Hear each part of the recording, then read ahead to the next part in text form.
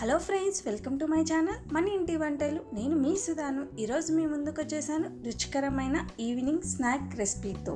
బియ్యపిండి, cabbage, carrot ఈ మూడింటిని ఉపయోగించి రుచికరమైన చెక్కలు ఎలా చేసుకోవాలన్నది మనం ఇప్పుడు చూడబోతున్నాము. ఫస్ట్ ఈ చెక్కలు చేసుకోవడానికి ముందుగానే ఒక 3 టేబుల్ స్పూన్ల శనగపప్పును నీళ్ళల్లో నానబెట్టుకోండి. అంటే ఒక గంట ముందే శనగపప్పును నీళ్ళల్లో నానబెట్టుకోండి.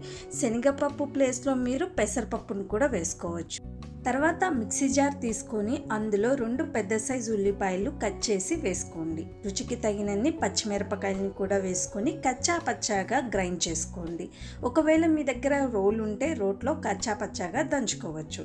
తర్వాత మరో బౌల్ తీసుకొని అందులో 2 కప్పుల బియ్యం పిండిని వేసుకోండి.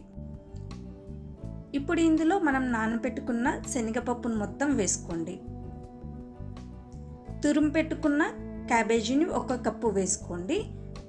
1 కప్పు క్యారెట్ తురుమును వేసుకోండి. ఇదే ప్లేస్లో మీరు ఆకుకూరలు కూడా వేసుకోవచ్చు మీకు నచ్చితే. తర్వాత మనం గ్రైండ్ చేసి పెట్టుకున్న ఉల్లిపాయ పచ్చిమిర్చి పేస్ట్ను మొత్తం వేసుకోవాలి. రుచికి తగినంత ఉప్పును కూడా వేసుకోండి. సన్నగా తరిగిన కరివేపాకు, సన్నగా తరిగిన కొత్తిమీరను కూడా వేసుకొని మొత్తం అన్నిటిని ఒకసారి బాగా కలపండి. ఇలా మొత్తం కలుపుకున్న తర్వాత ఇందులో వేడి నీళ్ళని వేసుకొని పిండిని కలుపుకోవాలి. నీళ్ళని మొత్తం ఒకేసారి వేయకుండా కొద్దిగా నీళ్ళని వేసుకుంటూ ఈ విధంగా స్పూన్ సహాయంతో కలుపుకోండి. ఇక్కడ నాకు దగ్గర 1.5 కప్పు నీళ్లు పట్టాయండి పిండి కలుపుకోవడానికి. ఈ పిండి మరీ గట్టిగా ఉండకూడదు, అలా అని మరీ లూజ్గా ఉండకూడదు. చపాతీ పిండికి మనం ఏ విధంగా అయితే కలుపుకుంటామో ఆ విధంగా ఉండాలి పిండి అనేది. చూసారు కదా, ఈ విధంగా మొత్తం బాగా కలుపుకున్న తర్వాత ఒక పాలిథిన్ కవర్ తీసుకొని కవర్కి కొద్దిగా ఆయిల్ని అప్లై చేయండి. తర్వాత మనం కలుపుకున్న పిండి చిన్న నిమ్మకాయ సైజ్ అంతా తీసుకొని పతలాగా ప్రెస్ చేసుకోండి. మీ వేళ్ళ సహాయంతో పతలాగా ఈ విధంగా ప్రెస్ చేసుకోండి. ఇలా ప్రెస్ చేసుకున్న తర్వాత మధ్యలో హోల్ పెట్టుకోండి. ఇలా రెడీ చేసుకున్న ఈ చెక్కని జాగ్రత్తగా కవర్ నుంచి మన చేతిలోకి ఈ విధంగా ట్రాన్స్ఫర్ చేసుకోవాలి.